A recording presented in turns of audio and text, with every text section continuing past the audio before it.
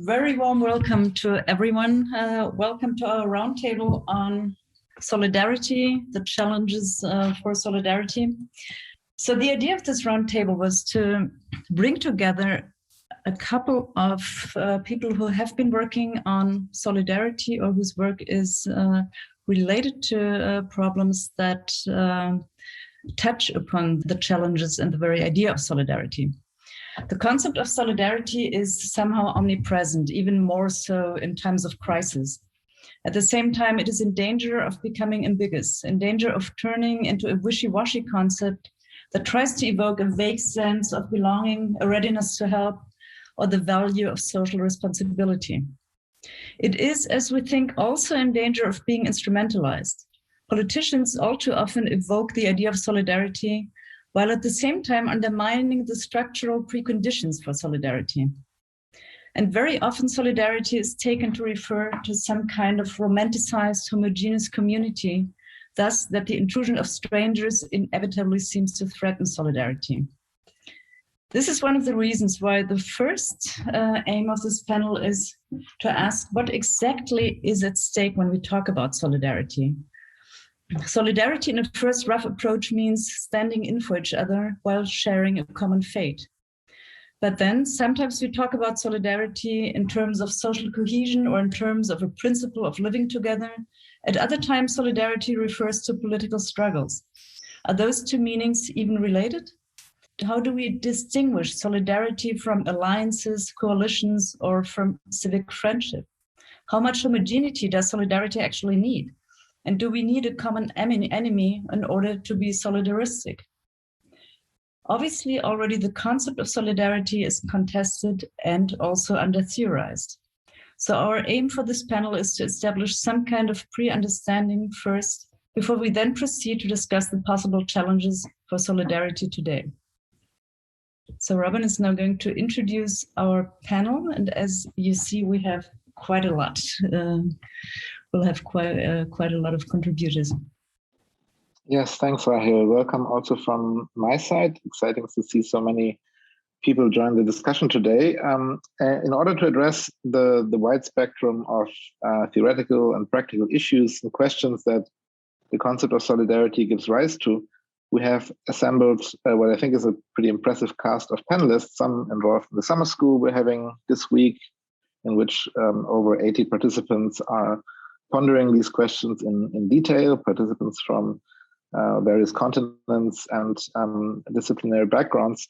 But we have also invited colleagues and critical friends, if we can put it that way, who join us today for this panel. I will only very briefly present them in alphabetical order, and you will hopefully see them on the first page of your Zoom panel.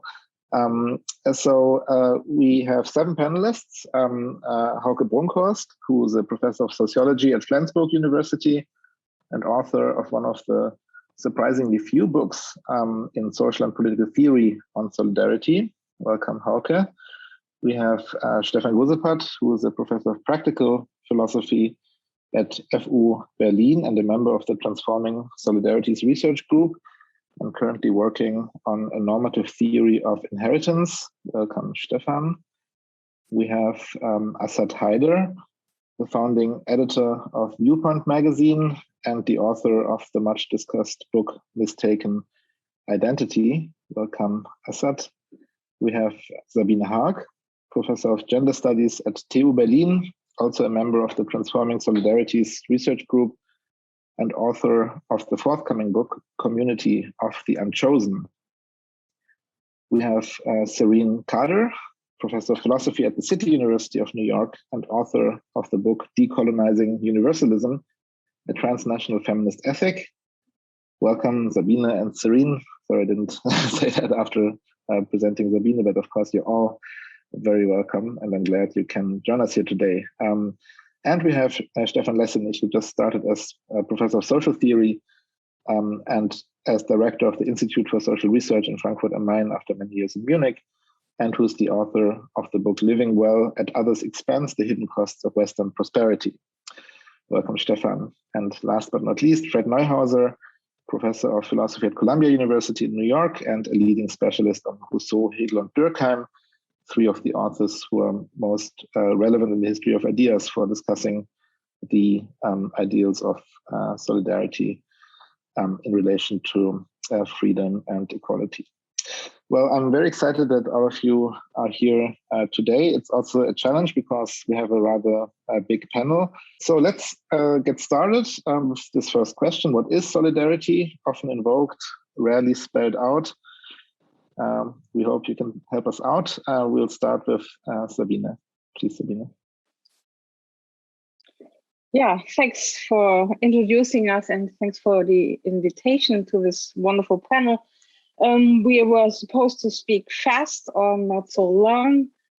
I did bring, even though we are already lots of people on the panel, I did bring some more companions, which I would like to bring to the table and who will help me answer the first question. Robin already said that I've been working on a book which is called Community of the Unchosen. And in this book, I try to develop what could be called an ethos of solidarity.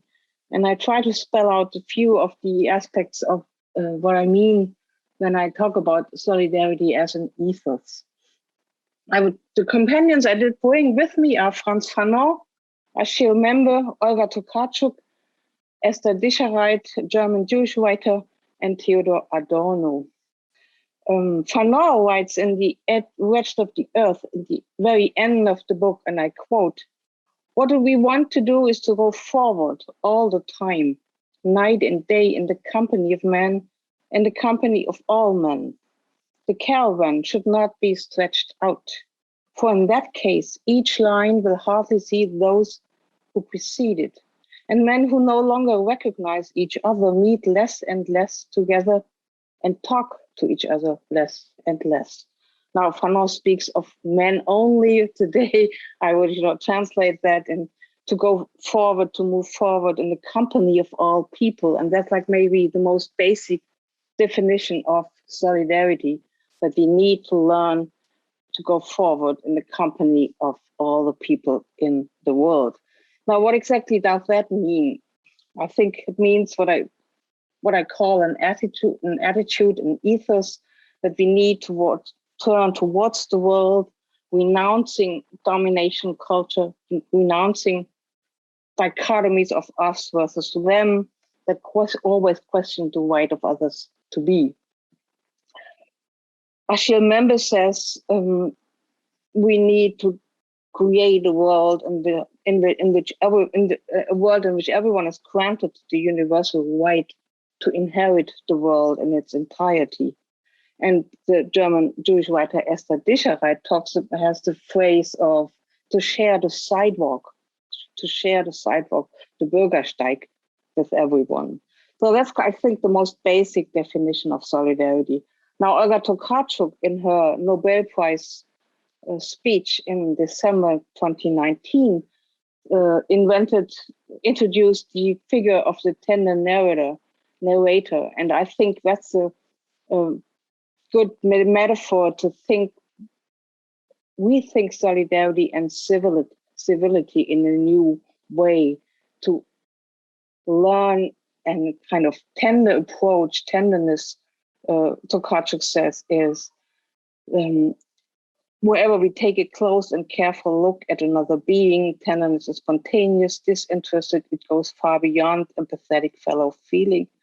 Tenderness perceives the bonds that connects us, the similarities and sameness between us.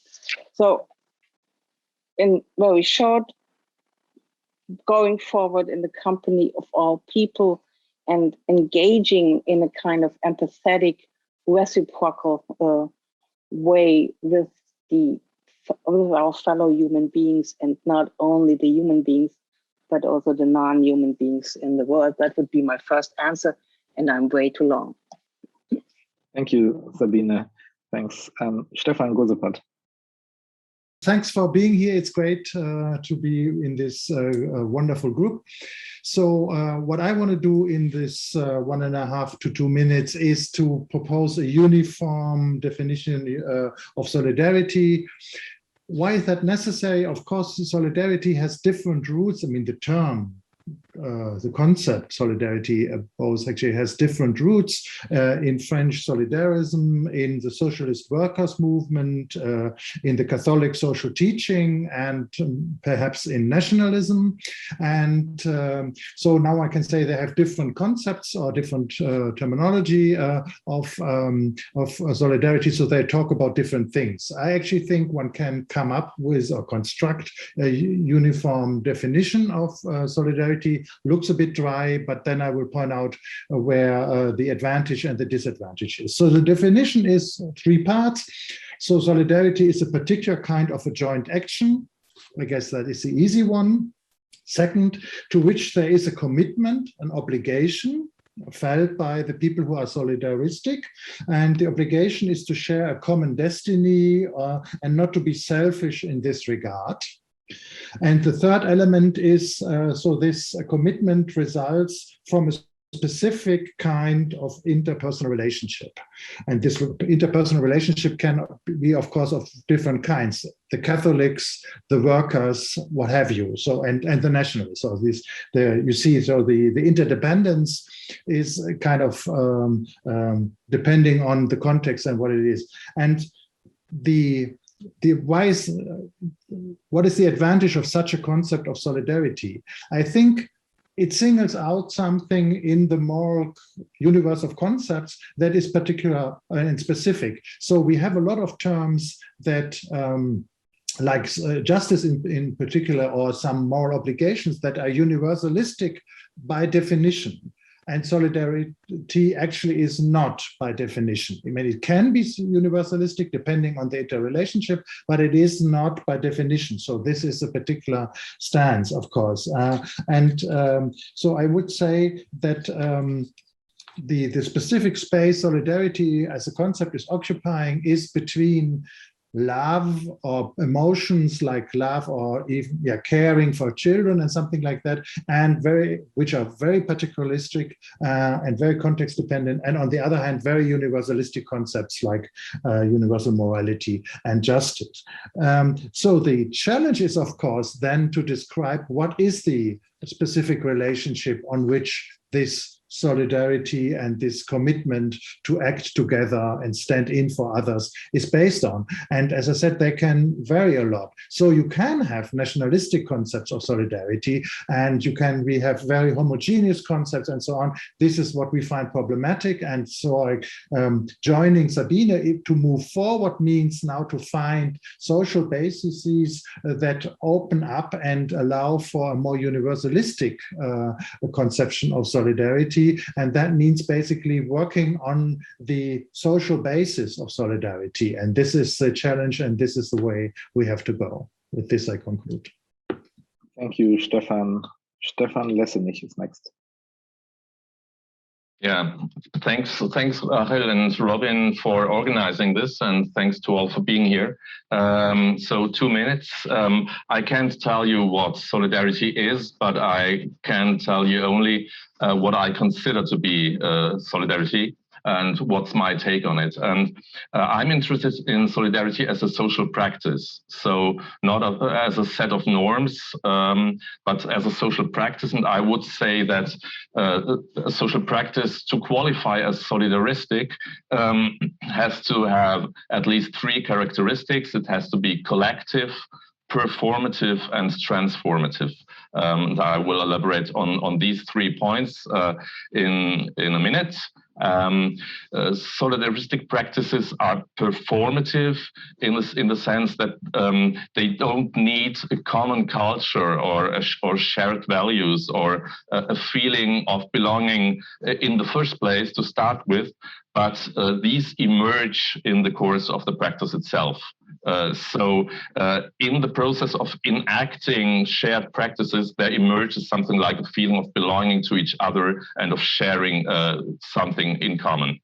Solidaristic practices are always, I think this is important, are collective practices, not individual practices. So solidarity is not doing something for others or in others' interests, so on behalf of them, but it's doing something together with others. So acting together is at the core of solidaristic practices, as I see it.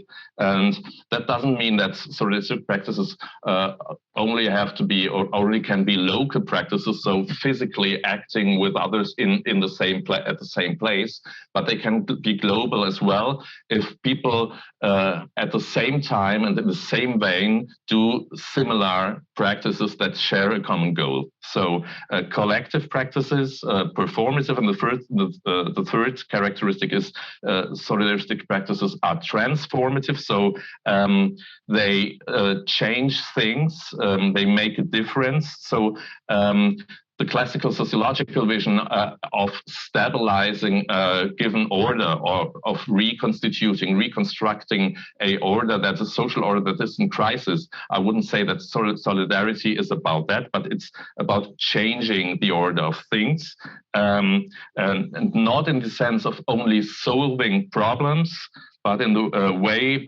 by way of a critique of the mechanisms and the structures and the actors that are behind the social problems that are focused by solidarity. So it's about changing the mechanisms and the structures that produce and reproduce social problems.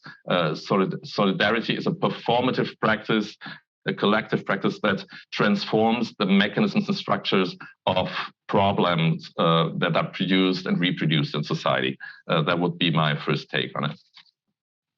Excellent. Thank you so much. Serene, you're next. Thank you so much to Rahel and Robin for organizing. So I come at the question of what is solidarity from a slightly different set of traditions from those that I think are dominantly represented at the Institute, including especially the traditions of feminism and decolonial theory. And part of why I want to mention that is that it seems like in many other traditions, the question about solidarity is how do we enter into relation with each other? How do we start to come to care about each other?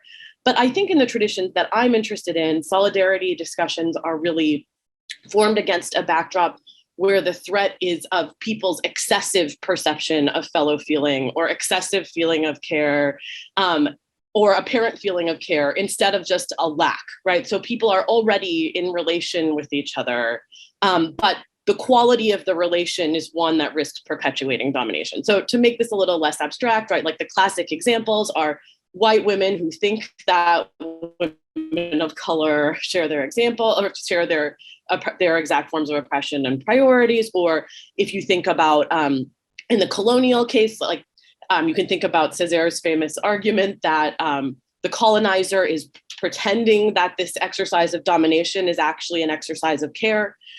So I'm coming to this question of what is solidarity, not from asking the question like, how do we come into relation with each other? But instead, if we are already in relation with each other, but there's a risk that the quality of those relations is dominating, but hidden behind a rhetoric of care or solidarity, how can we enter into relations to fight injustice given that? So with that kind of in the back of my mind, this isn't like a super rigorous definition yet, but I think of solidarity as the active struggle to form collectives that assume risk to fight injustice, and that an essential part of those collectives being solidaristic is that they actively negotiate norms of mutual accountability, norms about the distribution of risk and vulnerability, and norms that will enhance mutual intelligibility. Thanks, Serene. Asad, you next. All right, so I'm going to consider solidarity in terms of a term which is contained within concrete political practices that have been embedded in particular historical conjunctures. And I will move at a dizzying pace. I hope it remains coherent. I will identify a few conjunctures. First, if we look at the rules of the First International, we see the use of the term solidarity in order to describe the way that the self-emancipation of the working class must overcome the divisions that are introduced by the division of labor.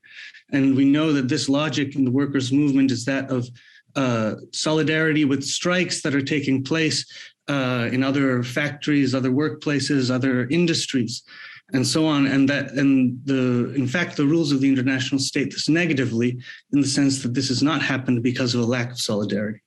The second moment is that of the Second International and the crisis provoked by the First World War, when a number of figures, Rosa Luxemburg's statements, for example, are affirming that international solidarity against war, against the conflict between nations, class solidarity must overcome this. But then we get a modification of this soon after, especially with Lenin, which is the idea that solidarity is not only internationalism itself, but since there is a division between oppressor and oppressed nations, that there must be solidarity, class solidarity of the workers of the oppressor nations with the national struggle of the oppressed nations. And so then solidarity becomes quite specifically a principle of anti-imperialism related to the national question.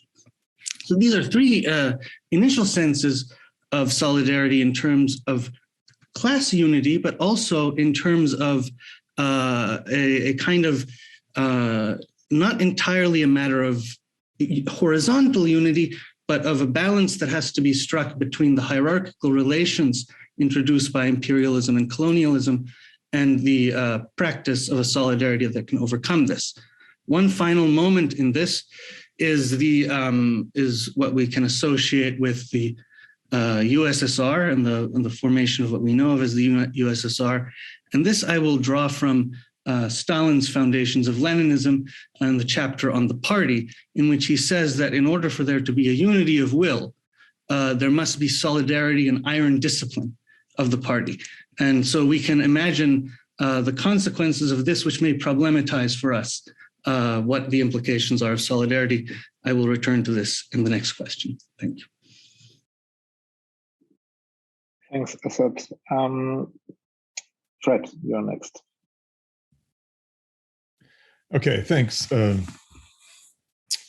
So in response to the first of the two impossible questions we've been asked to answer, I'm going to invoke a thought from Nietzsche, namely the thought that only what has no history is definable.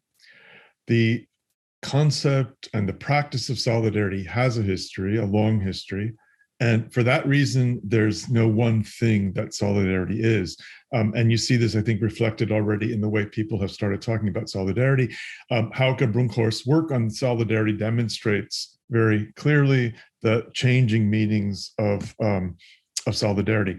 So in this conference, we've been distinguishing between, among other distinctions, between domestic or internal solidarity, social solidarity, and social solidarity with groups we might not be ourselves part of, or groups that have some specific political project.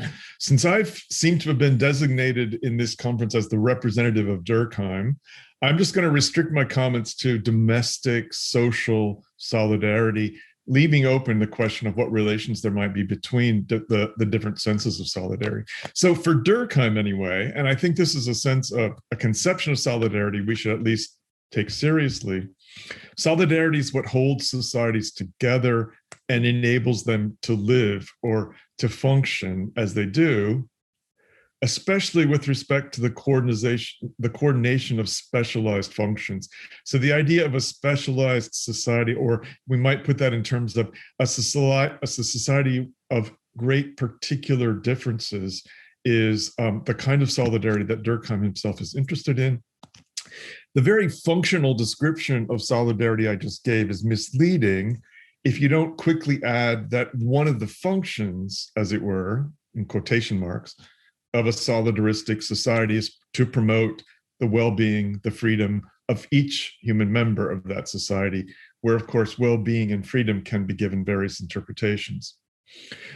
In human societies, so as opposed to societies of ants or bees, solidarity depends mainly, for Durkheim, on social members regulating their conduct in accordance with moral rules that they take to be authoritative. So rules that coordinate their activities, but also specify how individuals are to be regarded and treated in the carrying out of these social activities. The moral rules that are at issue here can apply generally to every member. Thou shalt not kill.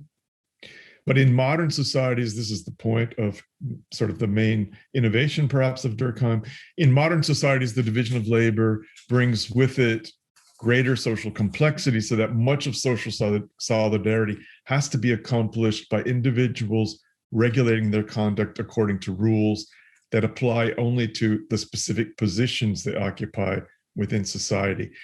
It's one reason then that Durkheim's view might be of interest to us is that it's a view of solidarity in difference, that is among very different members of society. Members have very different particular identities.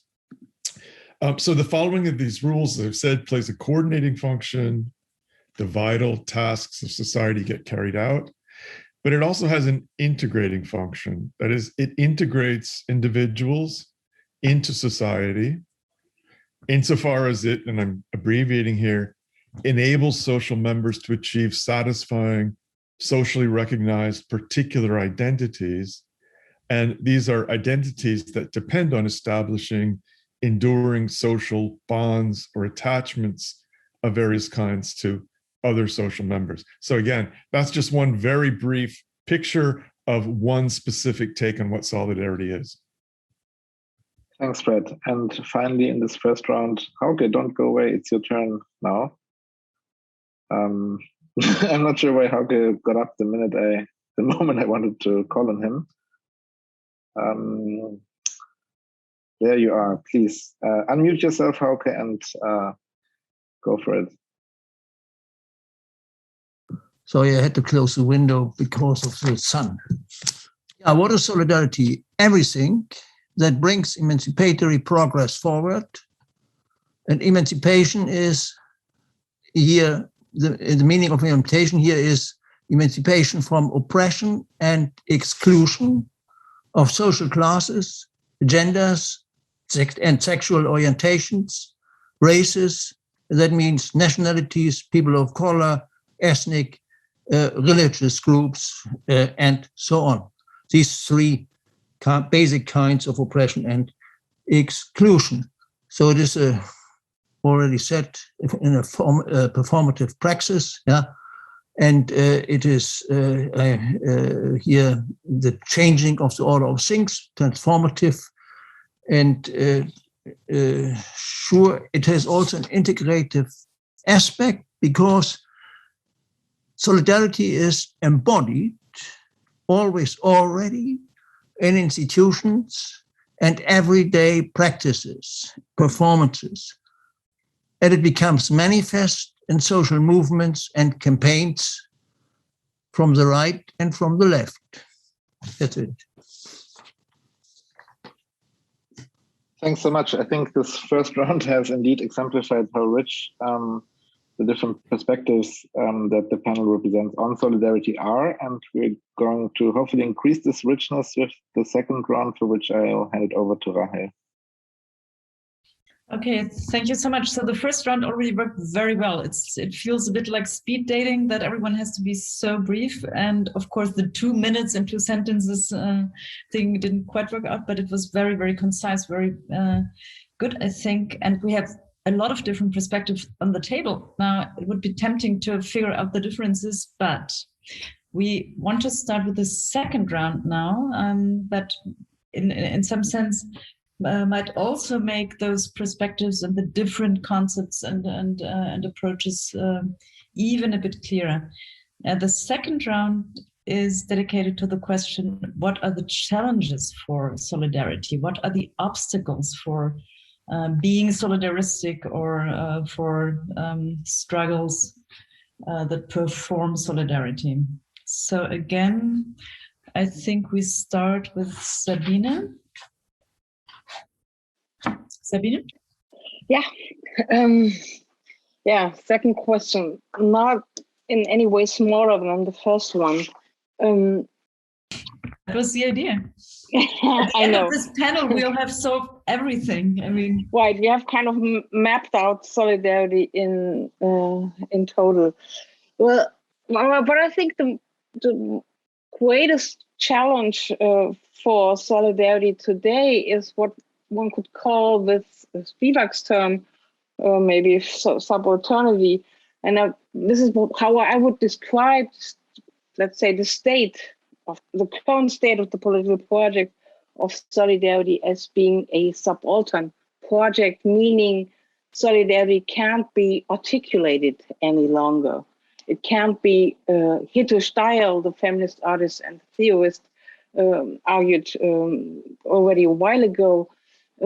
Solidarity can't be understood anymore. We don't have a language for solidarity anymore, and we simply don't know anymore why we should be in a solidarian relationship with the ones we do not yet know, with the ones that are foreign to us, that are far away from us. So, and I think this idea of solidarity has become subaltern, describes for me the state of affairs pretty well, maybe mostly because I think Hauke spoke about that already, progress and emancipation, because I think we lost, we kind of unlearned that there is a nexus between socially organized solidarity, that it is a collective practice, and individual emancipation.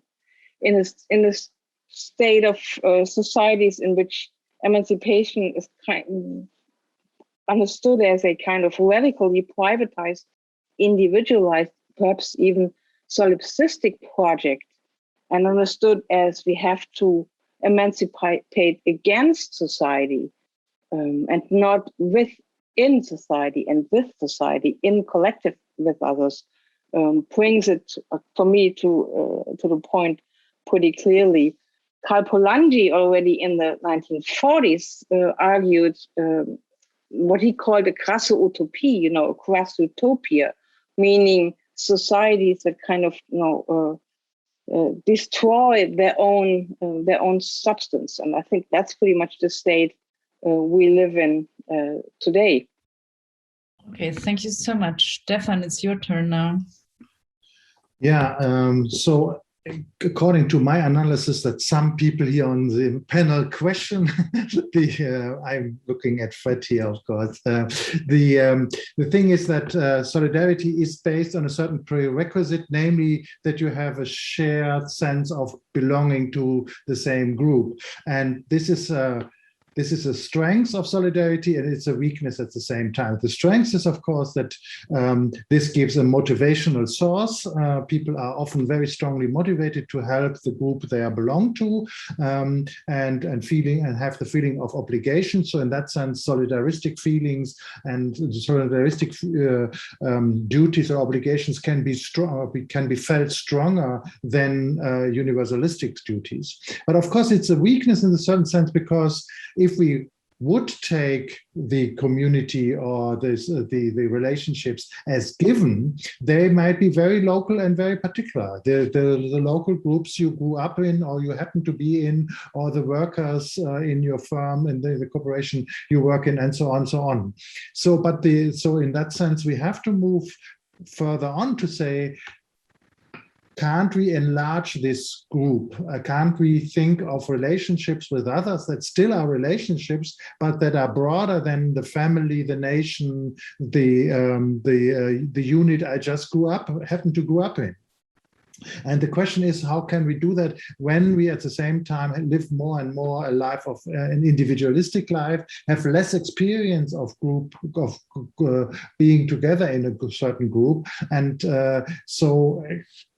the challenge is, if we stress the notion of solidarity as making up the group on which solidaristic feelings are based, and we stretch it to the global, it might be overstretched. And the challenge is, I think the challenge can be matched, but the challenge is to find a sense how we relate to people we never have seen, we are not in contact with, but still feel solidaristic with. And in what sense do we feel solidaristic with those? And then we have to describe a kind of relationship with them that is not too thin like humanity or something like that. It has to be a stronger notion. And I think that is a challenge.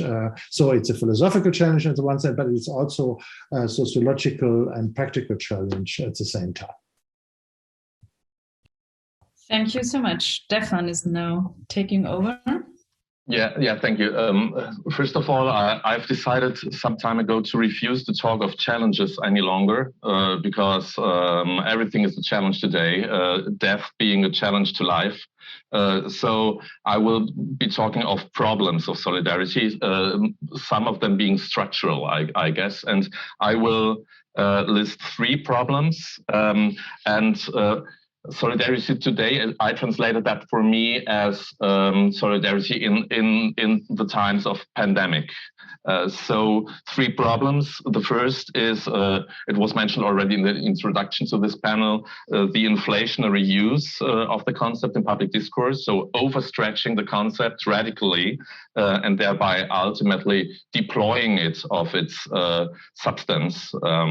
So the talk of wearing masks as an act of solidarity is an illustration of this and measured against the 3 characteristics I mentioned in my first talk. So we will surely see that wearing masks is not a doesn't qualify as a solidaristic practice. But so the inflationary use of the concept is a structural problem, I guess. The second one is confounding, as I see it, solidarity with social cohesion.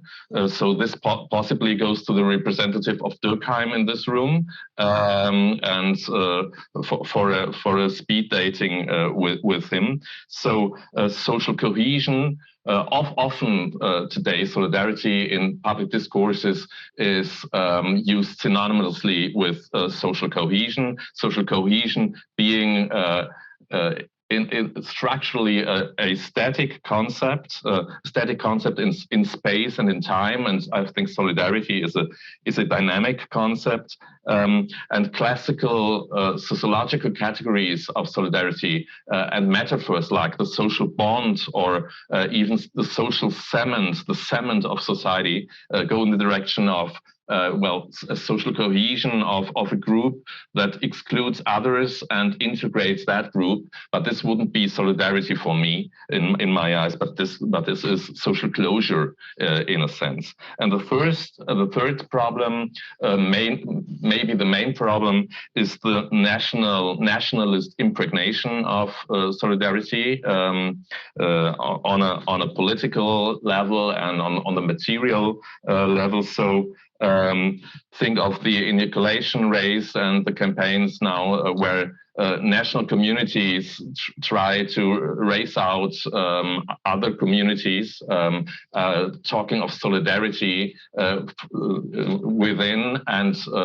excluding to the outside externally. So in this context, there is the paradoxical, as I see it, development that solidarity mutates to an ideology of the strong, of the fittest. So the most powerful, the most mighty, the strongest in a global context manage to produce social solidarity within their national communities, closing ranks against the have-nots. And that's not solidarity, but that's just the survival of the fittest.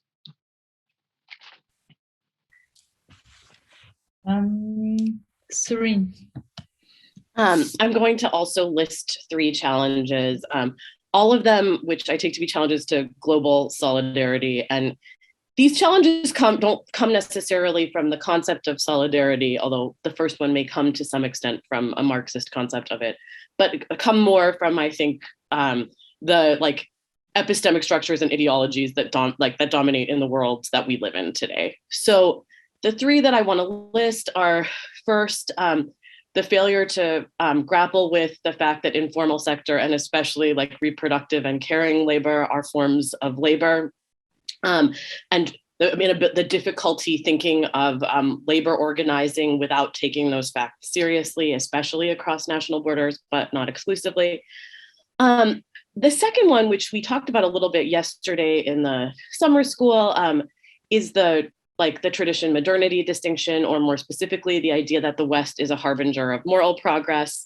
One reason I think that this is an obstacle to forming global solidarity is that it makes people in the North and in the West, and not exclusively them, but particularly unable to perceive the costs of interventions and political strategies that are led by them. And this in turn gets in the way of achieving justice together. And then the third thing is some combination of incrementalism and technocracy. I think one thing that many of us have started to settle for, especially when we think about solving global problems, is the idea that we can substitute incremental improvements that will come about through very targeted, small scale types of political action, that those can substitute for the creation of justice and just institutions. So I see incrementalism and technocracy as like something that distracts us from pursuing justice, and I see justice as the aim of solidarity. Thank you so much, Serene. There's Asad Haider now is next. Okay, so I continue with two other historical conjunctures. The first is represented by the Tri-Continental Conference in Havana in 1966, which gives rise to the Organization of Solidarity with the people of Asia, Africa, and Latin America. Two major statements on solidarity, which really center on Vietnam. The first famous one by Che Guevara in the message to the Tri-Continental letter he wrote from Tanzania, where he'd gone after being in the Congo, known as the speech calling for 2-3 many Vietnams, in which he said that the solidarity of all progressive forces of the world towards the people of Vietnam today is not a matter of wishing success to the victim of aggression, but of sharing his fate. One must accompany him to his death or to victory. A romantic kind of conception of solidarity, which is that, once again, of sharing the fate of potential death. The second is the speech given by Amilcar Cabral, which was called Presuppositions and Objectives of National Liberation in Relation to Social Structure, more popularly known as the Weapon of Theory, in which he says in a quite different manner, the best proof we can give of our active solidarity with our comrades in this common struggle is to return to our countries and to further develop this struggle. That is a conception of solidarity, which is of making revolution in one's own circumstances. So these are dividing conceptions of solidarity, but what is striking about what comes after this moment of various forms of strong declarations of international solidarity against imperialism is first defeat. Che Guevara shared the movement towards death, killed in Bolivia the next year, practicing this kind of solidarity. Cabral was later killed by his one of his former anti-colonial comrades. And then in Vietnam, we had the development throughout Indochina of the new forms of national sovereignty, the Third Indochina War, and all of the problems that come with nations. The second conjuncture, I'll try to say this very quickly, 1980, the formation of Solidarity in Poland, in which we have a workers' movement against socialism.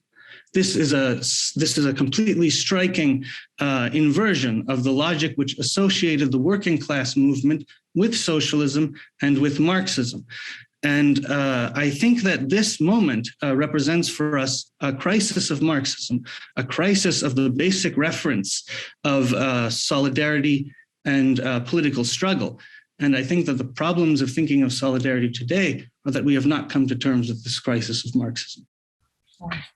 Thank you so much, Asad. Actually, I admire all of you, how concise and rich your statements are given like the shortage of time.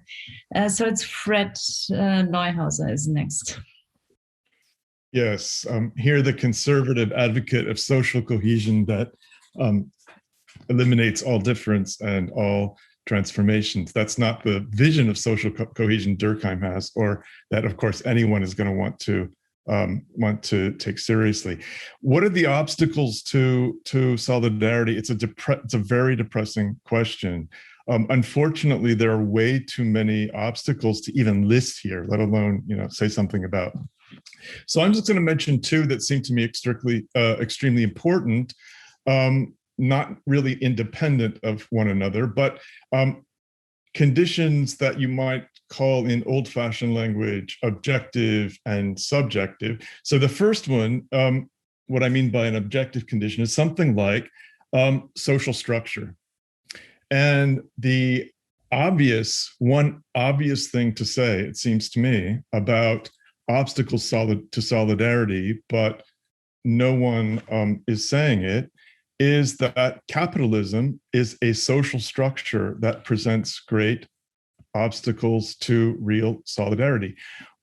Depending on how monolithic you think of capitalism as being, it might be more prudent to say that it's the specific form of extremely aggressive capitalism that's taken hold in the West, and not just in the West, again, beginning roughly in the 1980s, and associated with phenomena like the rise of neoliberalism, the demise of really existing socialism in the East, and the decline of Western European social democracy.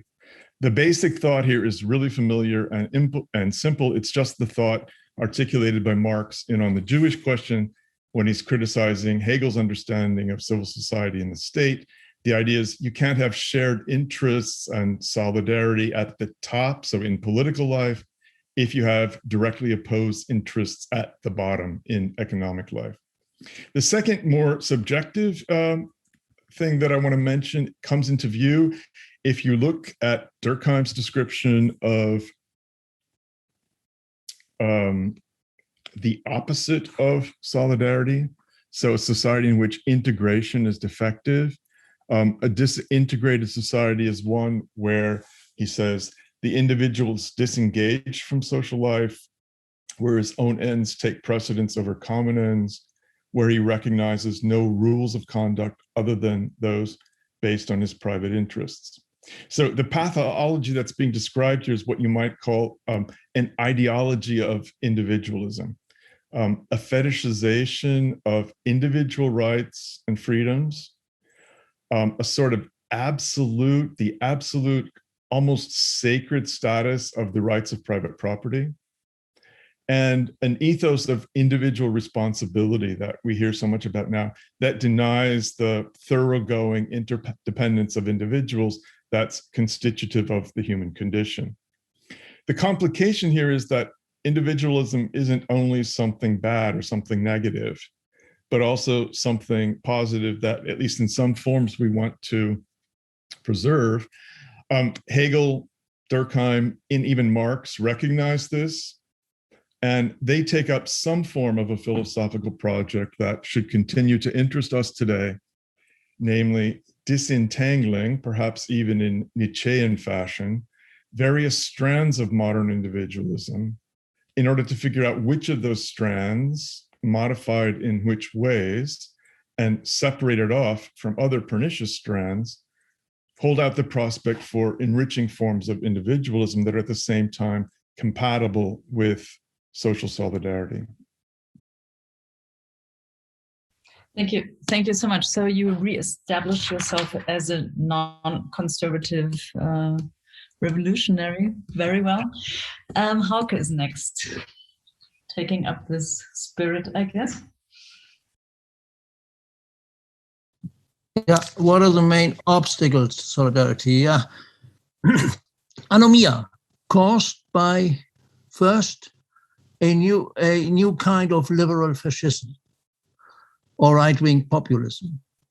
That means individualized, libertarian, possessive, individualistic fascism, what became evident in the storm on the, or anschaulich, in the storm on the US Congress in January 2021, combined with, second, to a certain extent, complementary.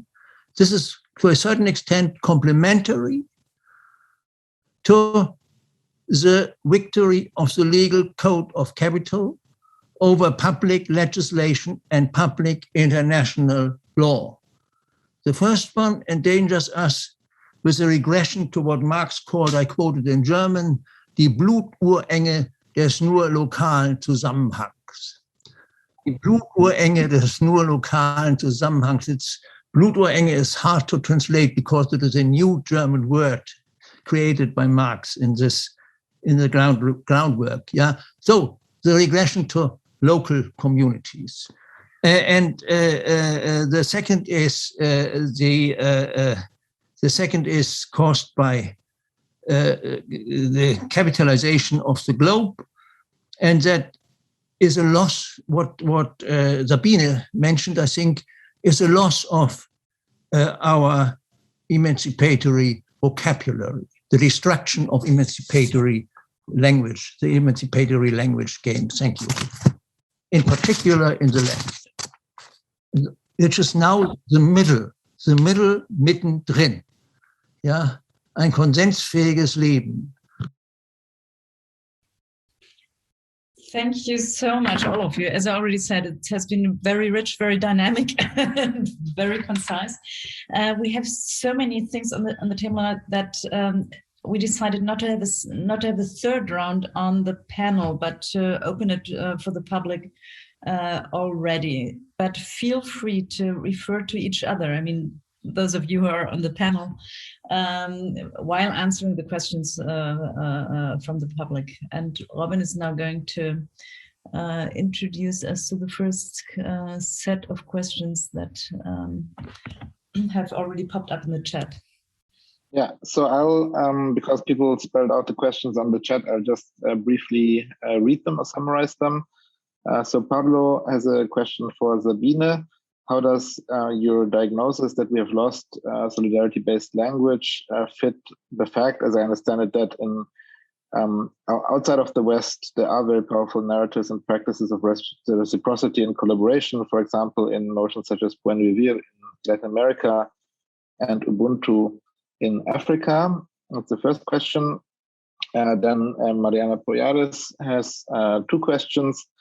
The first is to Hauke. Hauke's brief definition of solidarity mentioned the possibility of solidarity for grounding anti-progressive, anti-emancipatory politics. And Sabine mentioned the issue of the individual versus group emancipation. Mariana is wondering what the panelists, so all of you, would say regarding the relation between solidarity and emancipation.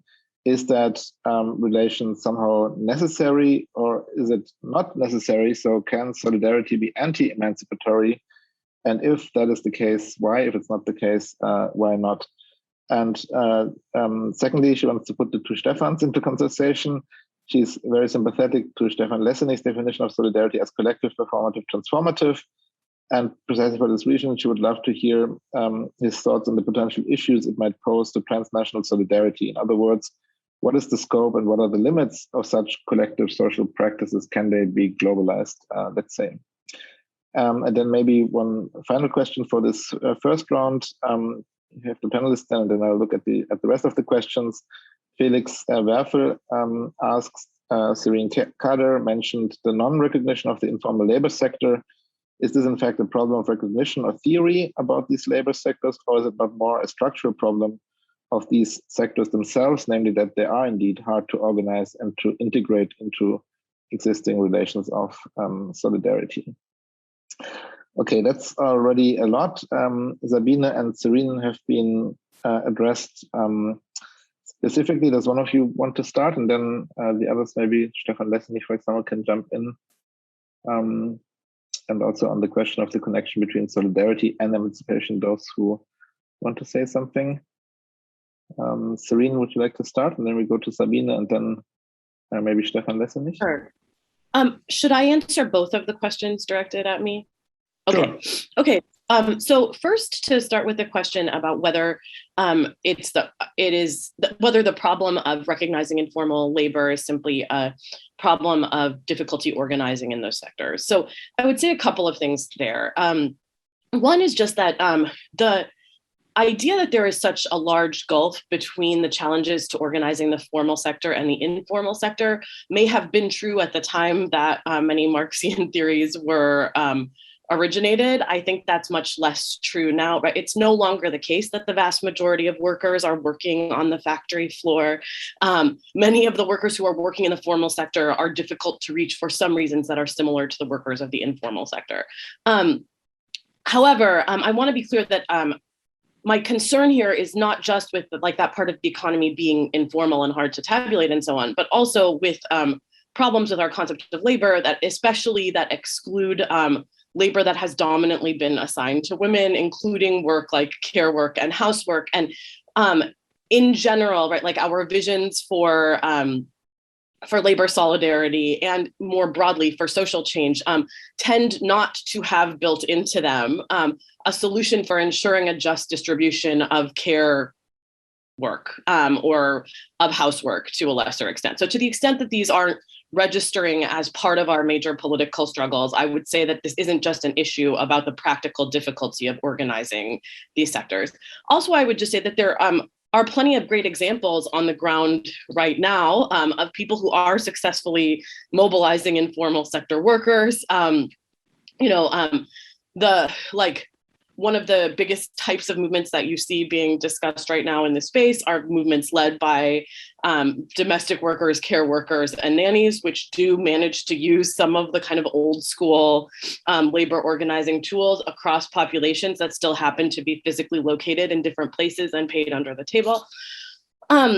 So yeah, I think that actually the problem is much deeper than just difficulty organizing these workers, and that the difference between, and the problems have to do with failure to understand the extent to which care work is work and deeply necessary for our society, and that this contrast is based on an overinflation of the difference of what the formal sector workers' life and the informal sector workers' life in this time. I mean, really quickly, one thing you could say is that one way you could talk about neoliberalism and labor precarity is that it's partly an informalization of the formal sector, like that we are living through.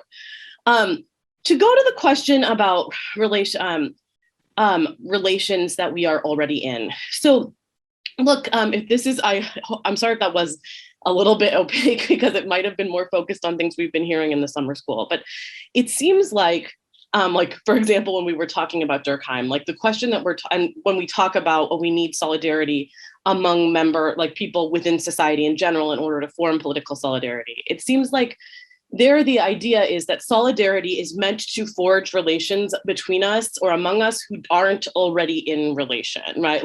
Or we're not in the right type of relation that involves mutual dependence and concern.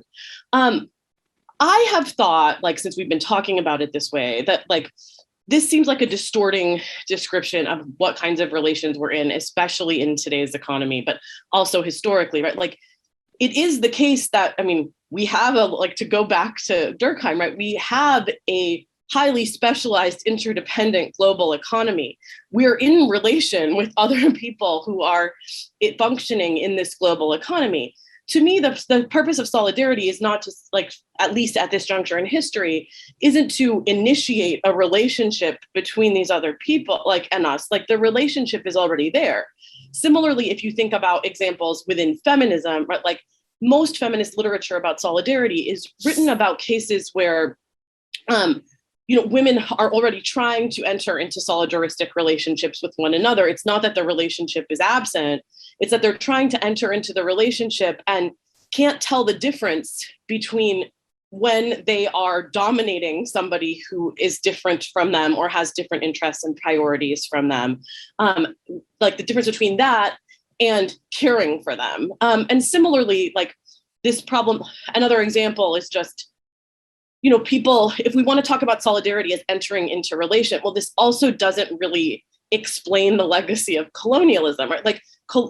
coloniality is rife with relation, right? It's not that people aren't in relation with people who are different from them when they are colonizing them, right? Like literally when you are enslaving someone and they're working in your home, right? Like you are in relation with them. So part of what I'm trying to say is, at least from the tradition that I'm coming from, I think that a better way to look at solidarity might be to say, like, how do we, like, on which terms will we relate with people we are trying to enter into solidaristic relationship with? Instead of putting all the pressure on the problem, how do we get people to enter into relation? I think it's like the issue is more like, let's recognize that we are in relation. And then if we have some kind of mutually interested relation, let's design the terms on which we could struggle together in a way that actually advanced justice and didn't cause mutual harm or didn't cause unidirectional harm. Because part of it's not as though, another way to put one part of this is it's not as though entering into relation is the entire battle, right? Like you are in relation, the risk of inequality and domination masquerading as just care or mutual interest is very high. Like thinking about solidarity needs a set of ethical imperatives that can help us navigate those relationships once we're already there. Sabine, would you like to be next? Yeah, maybe I can follow on Serene a little bit. If I understand the question correctly from Pablo, he's arguing that in the concepts such as buen vivir in Latin America or Ubuntu in Africa, we already find a kind of language of collaboration and solidarity, which I've been diagnosing maybe in the West in the dominant narratives in which we speak and think about solidarity is kind of missing. I'm not very familiar with buen vivir. Maybe Stefan Lessenich, who's been engaged in conviviality debates, can add to that later. But I do think that concepts such as Ubuntu are actually working on ideas. And if Serene is saying it's not about the question, how do we enter into relations, but how do we, I would say, how do we transform? How do we change the relations we are in already? And if my diagnosis is correct, that currently we live in a state in which competition is the kind of default position for the social relations we are in, and both on an individual level and on a societal level. So it's competition and not collaboration. We can probably find in concepts such as buen vivir, conviviality, cohabitation, which is my term, following Judith Butler's work, or Ubuntu in Africa, the language and ideas for a kind of a different practice, form of putting solidarity, actually in practice, meaning performing and practicing relationships that are kind of reciprocal and on, to say it metaphorically, on eye level with each other. So I agree with Serene, it's not about what we need to work on the idea, how do we get related? Indeed, we are related in many ways, but predominantly in exploitative and hierarchical and asymmetric ways of relations. So we need to develop and create relations that are more reciprocal and egalitarian, maybe. And certainly we can find these in these kind of concepts. And this is probably one of the tasks of, let's say, white Western philosophy and critical theory, to engage more with this kind of thinking and political practice. And, the German sociologist once said that the West needs to change from being a kind of teaching culture to a learning culture, so that the West needs to learn from transform the West, as Stuart Hall would say. And that's probably one of the tasks of critical theory today, to learn from the rest of the world. Stefan Lessenich? Suggestion. Because there was the direct question to Stefan Lessenich, and then maybe we can address the question of whether solidarity is inherently emancipatory or whether there can be anti-emancipatory forms of solidarity, and then turn to the second round, if that's okay. Yeah. Yeah, sure. But if Rahel wanted to jump in at this moment, so please go on. Just a short remark to the exchange between Serene, Sabine, and some others. I mean, I found it really interesting to say it's not about the absence of relationships, but about the wrong kind of relationships. But maybe the alternative is not to enter relationships or not to enter them, or to know which relationships not to enter, but to enter or to alter and transform those relationships, and somehow to take up those dependencies that are already there, but of course not realized. Sometimes they are actually not realized. This is the danger of individualism, or of an utterly individualistic self-understanding that Fred mentions. And sometimes it is the case that there are, as you rightly say, the relationship is already there, the dependency is already there, but no one acts on it, so to say. So acting on it in a solidaristic way could then be seen as transforming those relationships, and then, as you rightly say, I think transforming then in a way that is non-dominating, or that fights domination. So that was just the thought that I had in order to. But Stefan is now. Yeah. Thanks. I'll keep it very short, because there are lots of comments and questions out there already. So. I want to address the 2 points raised by Mariana Poyares. And the first one is the one Robin mentioned. The question, is there non-emancipatory or anti-emancipatory solidarity?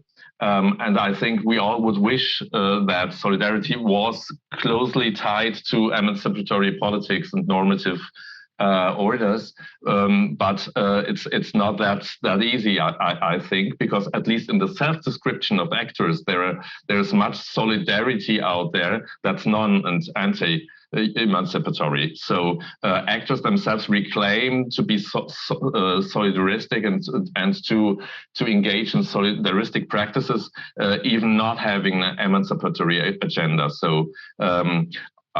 On the other hand, with my concept, my take of solidarity, I would always say that in the sense that it has to be transformative, addressing the structures and mechanisms, as Hauke said it also, addressing the mechanisms and structures of oppression and of exclusion. So if solidaristic practices, or if social practices really are successful in this measure, then they are emancipatory in itself. But there's no guarantee that practices actors think of being solidaristic are really emancipatory in the end. To the question of the scope and limits of collective practices, as I imagine them as being solidaristic, I would say the scope is potentially global, and I mentioned this in my first intervention. The scope of performative social practices with a transformative agenda, the scope is potentially global, but it always depends on the strength and the power resources of the adversaries, so of the opponents to this agenda, where the limits to this agenda are. So I think we always have to think of solidarity and solidaristic practices as that there are opponents, adversaries opposing these practices, and that there are social fights in the end along certain lines of different interests. And I think it's obvious that there are really limits to a global labor class agency because of the powers of capital globally.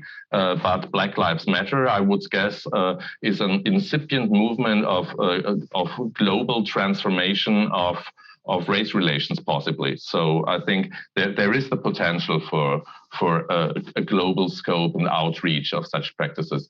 And the third point I wanted to shortly make is, in order to have a little dialogue on the panel as well, is to Fred, who said that nobody wants and advocates an understanding of social cohesion as a homogeneous group with social closure mechanisms and practices at its core. But I think that exactly that is the hegemonic understanding of social cohesion in the public and political discourse. That is what social cohesion in the public discourse is about. Is social order with a moral cohesion, excluding others, and with the state being the master of solidarity. And I think there are roots in the Durkheimian conception of solidarity. There are roots of this understanding of social cohesion in the public discourse that are undeniable. So there is a problem with Durkheim if you read him as a champion of transnational and transformative solidarity. I think there are better champions at hand in the history of sociological and social theory. Do you want to answer directly, Fred? Sure, I will. So I think I'm going to find myself perhaps surprisingly agreeing with the substance of 2 points Stefan just made, but I want to make perhaps a little bit of a distinction here. So I definitely agree that with the first point about solidarity not being intrinsically connected to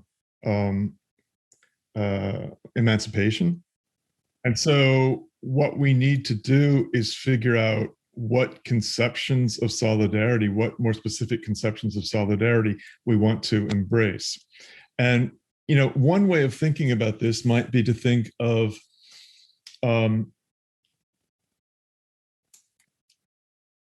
trying to understand what solidarity is by thinking of what forms of solidarity or fraternity, as the French revolutionaries thought of it, what types of solidarity fit together and are consistent with the other two values of the revolution, equality and liberty.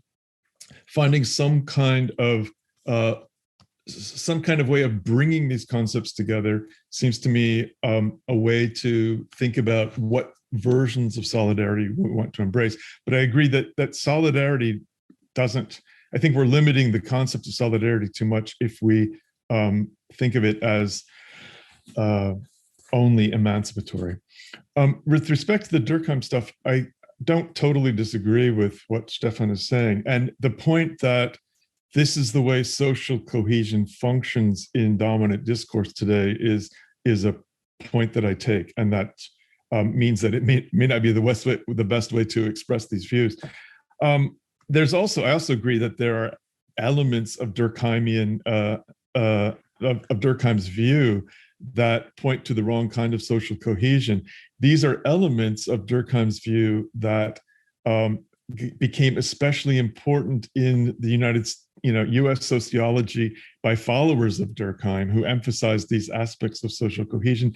There are also elements in Durkheim's conception of social cohesion that go in the opposite direction. So the idea that a healthy society has to include transgressive individuals, that's something Durkheim clearly believes, because it's transgressive individuals who eventually point the way towards change, towards progress, towards moral development. I'll stop there. Thank you.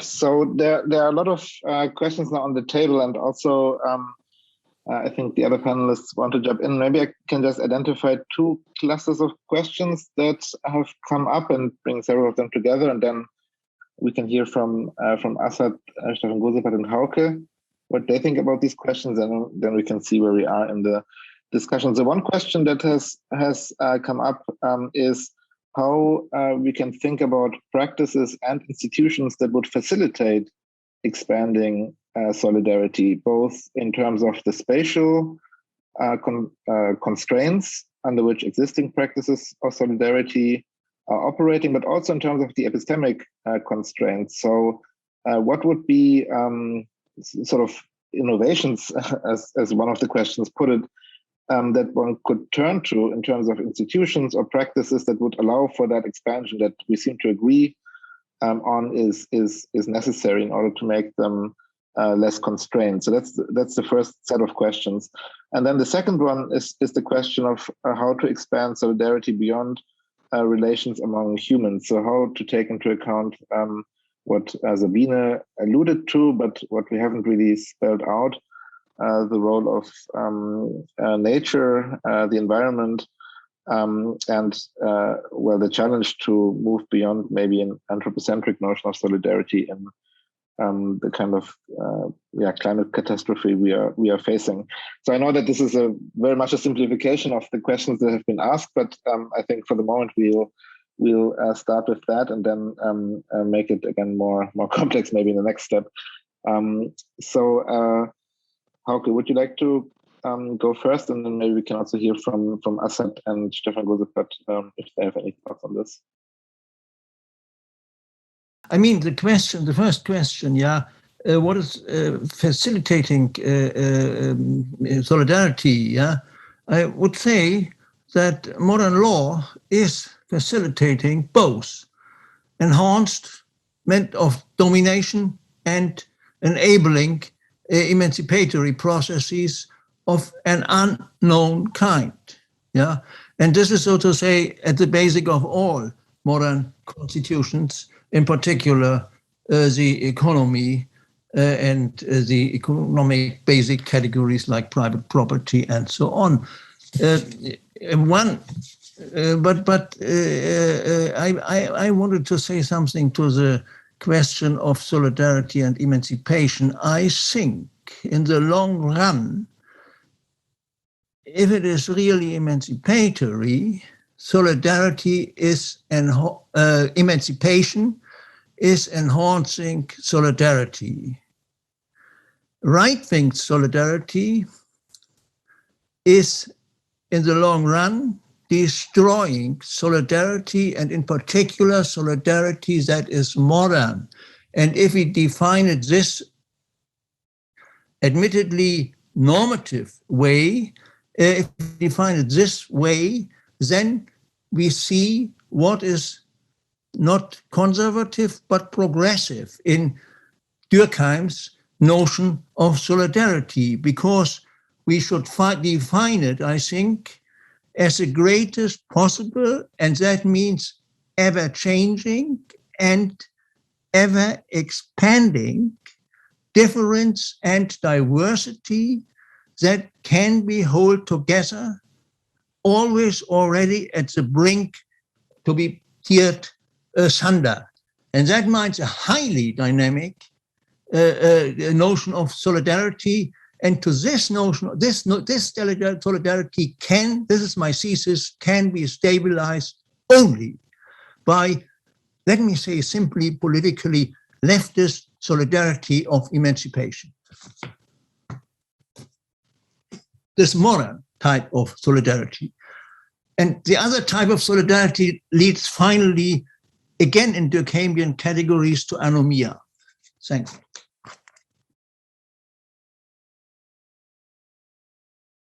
Asad, would you like to go next?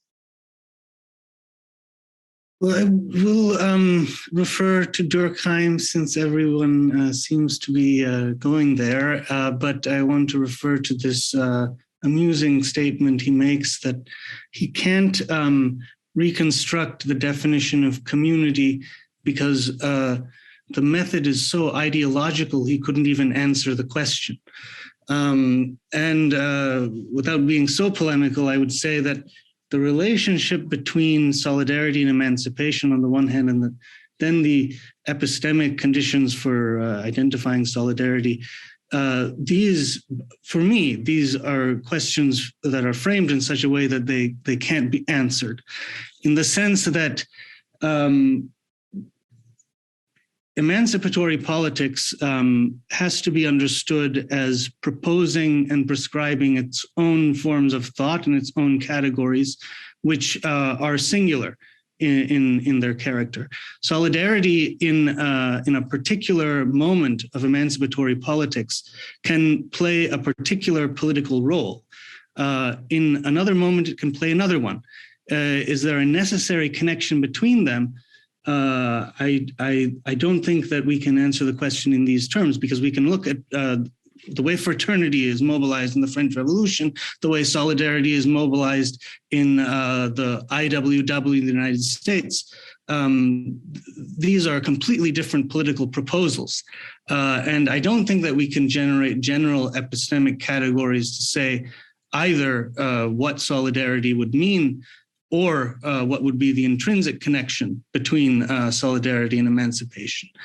And I would add to this point that I think that emancipatory politics cannot be, the presence of solidarity in emancipatory politics must be distinguished from solidarity as social cohesion, because there is a sense in which any instance of emancipatory politics has to be an interruption of the social cohesion, of the existing social cohesion. And so this cannot be a general relationship once again. Thank you, Stefan. Yeah, okay. So I also want to come back to the question of the emancipatory nature of solidarity. I think a good starting point is, I think, the absolutely right remark by the other Stefan, that solidarity is transformative. So it's critical of existing dominating structure, and it kind of fighting against this. So unfortunately, I also agree with the other Stefan that doesn't mean it has to be emancipatory, because nationalists will claim that they are now fighting against the global order and the cosmopolitanism that is dominating them, and something of this kind of sort. So they perceive it this way. So that means we look at the transformative and the resistance kind of the nature. And then the question is, of course, how to create the right kind of relationships. And to Serene, it's, of course, we are in relationships probably in a certain sense nowadays with all humans, but some of these relationships are very abstract. We know about them, but we don't feel them, we don't see them, and others are very concrete. And so the question is, I guess, now we have to ask, so why do we limit the more concrete relationships that we have, and where we feel a certain kind of boundedness? Why do we limit this to those we happen to grow up with? And if one takes the critical note that I guess is inherent in the concept of solidarity, transformative, the question is, why not transform it into a broader notion and see what actually links us to other, let's say, human beings in the right way? So this would be the way to go. But of course, this is not a purely, and in that sense, solidarity is not a purely emotional concept, but it needs a certain reflection on those who want to be solidaristic of what is the right kind of solidarity, what is the right kind of relation. And of course, there will be fights about what the right kind of relation is, and there will be a discussion about this. Let me say one other thing, which is what is again good, so to speak, in the concept of solidarity. I think solidarity can only be had among equals. You can't be, the way I understand solidarity, you can't be solidaristic for example, in contrast to charity. You can give to somebody whom you think is not only poor, but whom you don't regard in the same, being in the same ballpark, whom you don't look into the eyes. You shouldn't, I think, I agree, but people can be solidaristic in just giving it. So, but being solidaristic means you regard him or her as an equal. And this is a good, so turning something in the right kind of solidaristic relationship means broadening the scope of equals, or those whom you regard as equals, in a broader, broadening the scope. This gives me pause to say something about, and this might be controversial, about the relationship with animals and the environment. There are two kinds of solidarity. There is solidarity among equals, And there is solidarity with others in a derived sense, and namely that you don't regard them, and probably even can't regard them as equals in a certain sense, like animal or environment. In that sense, you can be solidaristic with them, but this is a derived sense, because the original notion is actually the reciprocal kind of that we stand in for each other.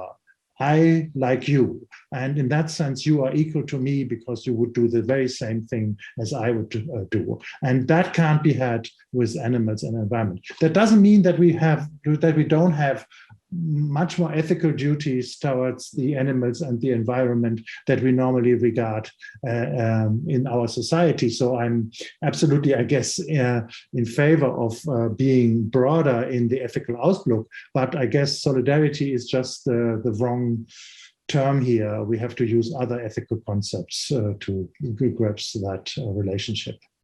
Thanks.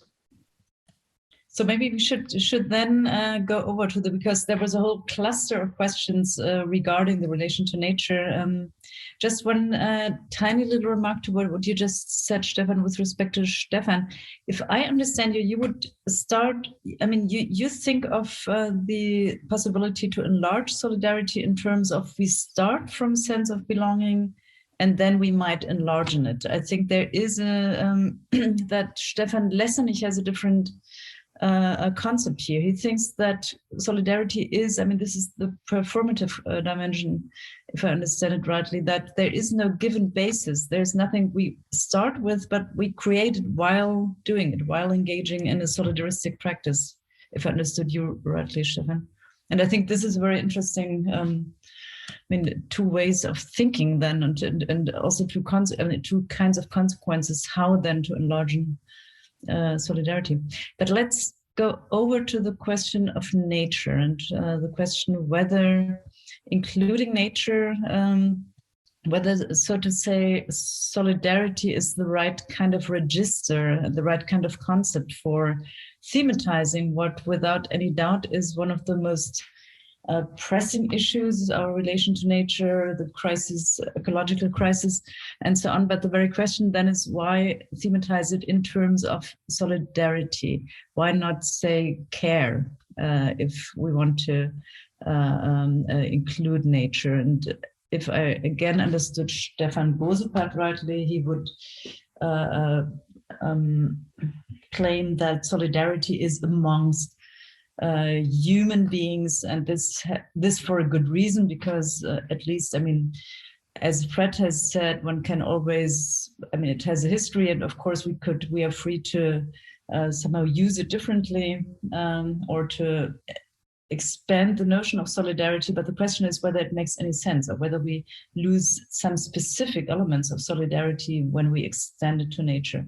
But again, I mean, the question on the table now is a lot of people have asked the question of how to, and seem to assume that it makes sense to extend the notion of solidarity to our relation to nature. And since Sabine has mentioned it in the beginning and also in the chat, I would like you to answer to this question, whether to and how to include nature in the kind of relation that you consider to be solidaristic.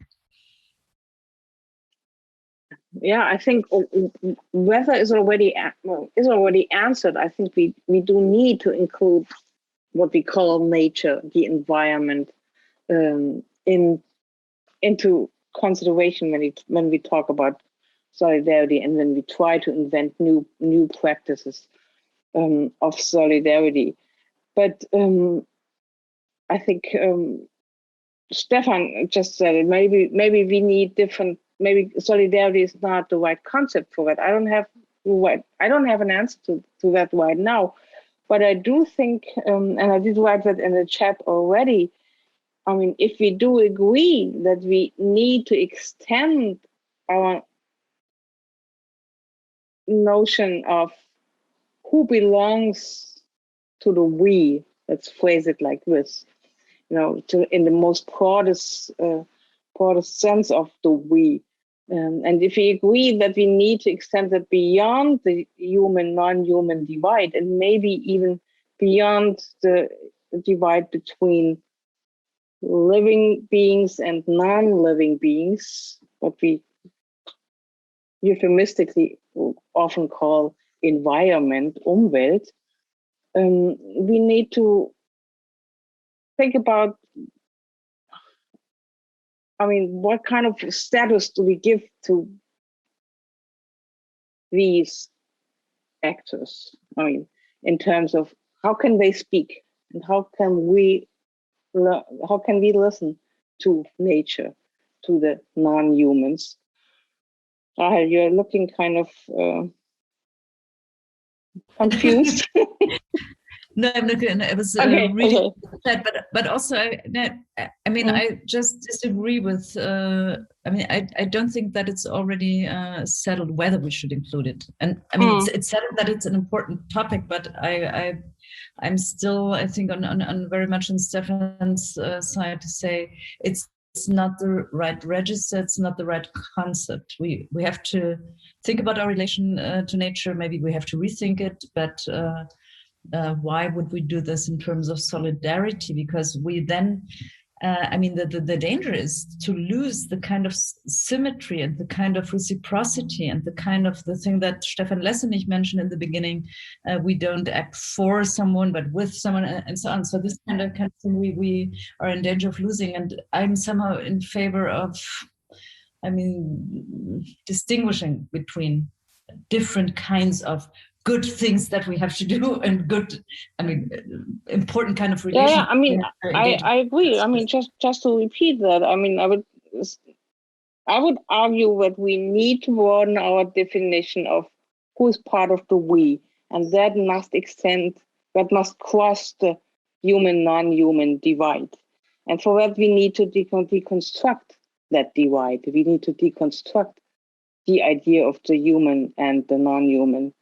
But that doesn't necessarily mean the same kind of practices of solidarity that we try to practice between humans, in an egalitarian manner, can easily be transferred to the relation between humans and non-humans to still use these kind of terms.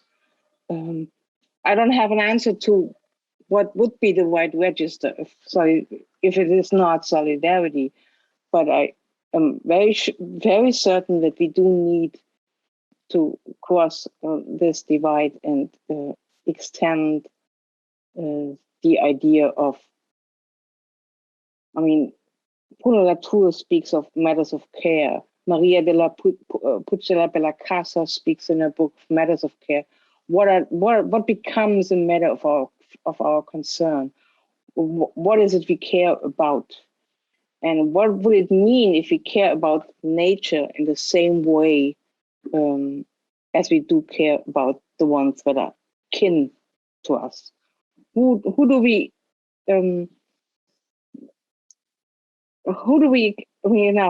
are kin to us? That would be a Donna Haraway question, for example. There's a slogan from the disability rights movement in the US, nothing about us without us. And what would it mean if we include the non-humans in our communities? How do they speak? What is the way they could speak, and how could we hear that? That's the questions we have. Some of the questions we are facing in regard to environmental justice and the climate catastrophe we are facing. So, if these are practices of solidarity, I don't know yet, but I do think we need to put it on the agenda. So Stefan and Serene would like to jump in. Also, Asad, I would also just want to remind us of one of the questions that several people asked about how would we have to, or which practices might be anchoring points for expanding the concept of solidarity, which epistemic resources might we locate in our social reality to do so. Serene in the chat pointed to social movements. I think that's a very important reference, and because they are in a way laboratories not just of solidarity in a kind of prefigurative sense, but they are also often involving forms of knowledge production about the relations that we are already in and that are asymmetric and that need to be transformed towards more symmetric or equitable relations. And I think in a way migrant activism is a very good example of that, where slogans such as we are here because you were there, or we didn't cross the border crossed us, hint at the hidden relations that do not figure in our hegemonic picture, but that need to be acknowledged if we want to lessen the asymmetries that characterize them, or the pseudo-solidarities, as Gilroy calls them, that we currently live by, but that are not really solidaristic, although they pretend to be. But of course, Stefan, Serene, and Asad, you can you don't have to respond to that, but you can pick also other things that were mentioned in the previous discussion. Stefan. Yes, I only had a short follow-up on the last round of interventions, and I would completely agree with Stefan Gosepath and Rachel in the register question. So I think it would be another instance of overstretching the concept of solidarity if relations to nature are integrated into it. But I think there is an obvious connection to solidarity, and this connection is drawn by a question Fred posed in the chat, because he asked a question addressed to all. Are there relations we are already in, the nature of which makes it impossible for relations of solidarity to develop? And I think that the societal relation to nature we are in is one that makes impossible or endangers relations of solidarity to develop, because the imperial mode of living, as I would call it, the imperial mode of living we are practicing in the global north, or large parts of the populations in the global north, their specific relation to nature undermines the possibilities and the potentials for solidarity on a global level. And this is the connection, I think. Changing the relation to the societal relation to nature in the sense of accepting dependencies not only between humans, but dependencies towards and with regards to the non-human environment is, I think, a major condition for really solidaristic relations between humans. So insofar both problems are connected to each other. So we have to think more in terms of web of life, of humans and non-humans. But I think it's not a question of solidarity with or towards nature, but accepting our dependencies on a human and non-human dimension in order to really have the preconditions for solidaristic relations between humans.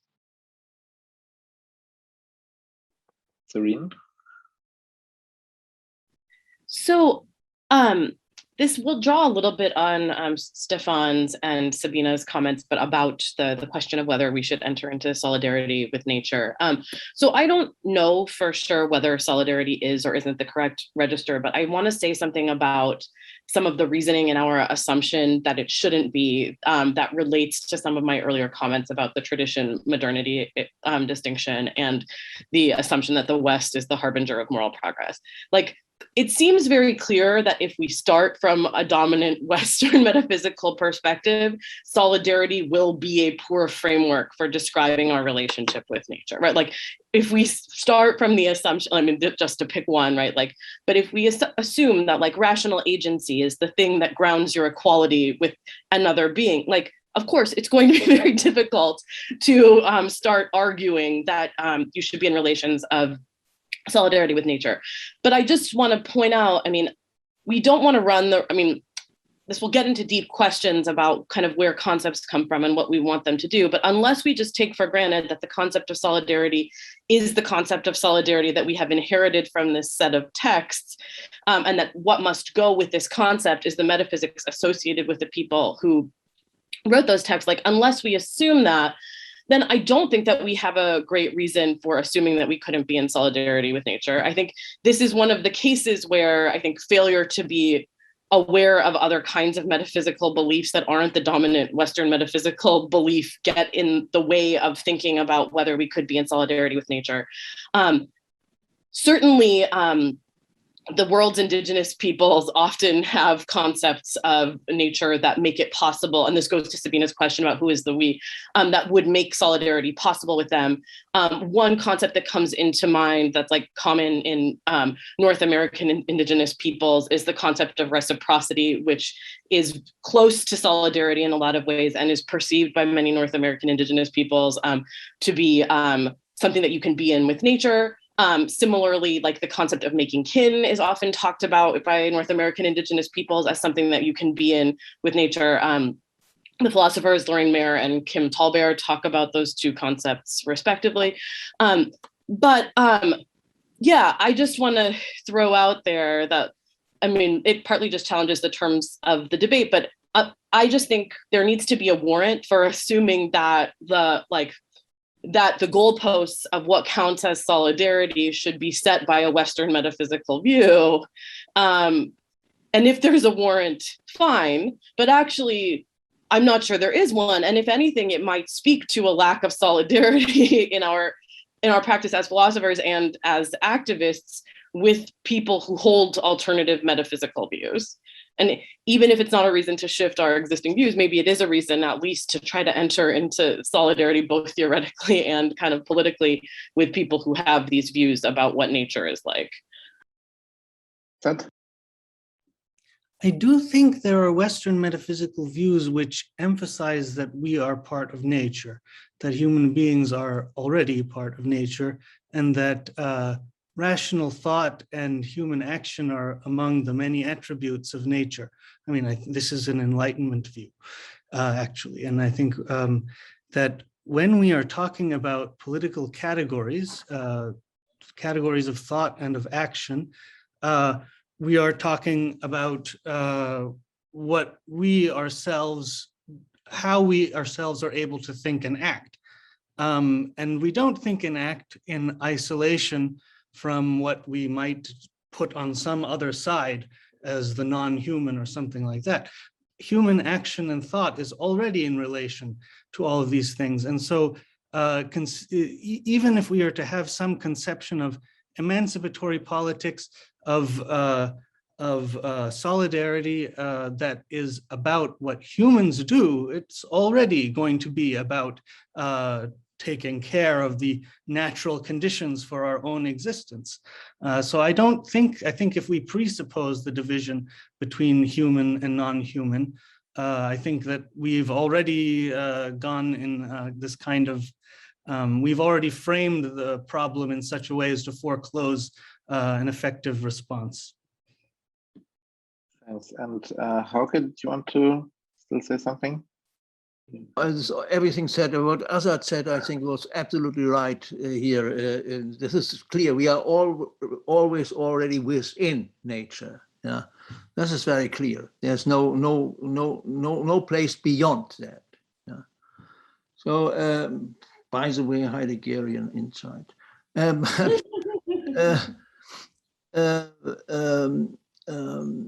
Okay, that is. We have no time any longer. I mean, I wanted to say one thing to Asad. Emancipatory solidarity is interruption. I could not more agree.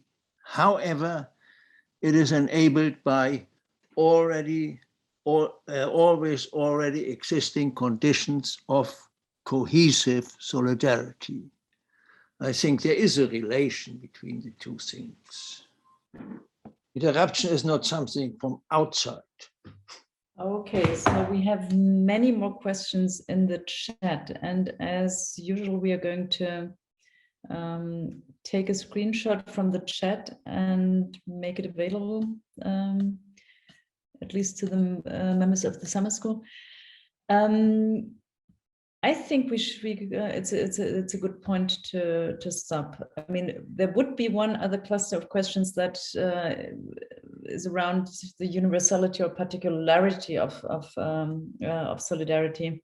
But I think we only have 6 more minutes, so let's leave it like that. So many questions answered, a lot of questions still open, but maybe a bit more articulated, so that we can look forward to further debates on solidarity and try to push this process of clarification that might eventually also lead to an understanding of the political practice of solidarity a bit forward. So thank you so much for a vivid discussion, for a really, I think, brilliant inputs. And if we haven't been able to let everyone talk, please excuse it. It's just with so many participants, it's not always easy to get everyone into conversation, but I think we did a great job, and the panel did a great job to thematize and integrate and get back to so many questions and so many really interesting issues and debates. So thanks a lot. Thanks for being here with us, and yeah, talk to you more often, I hope.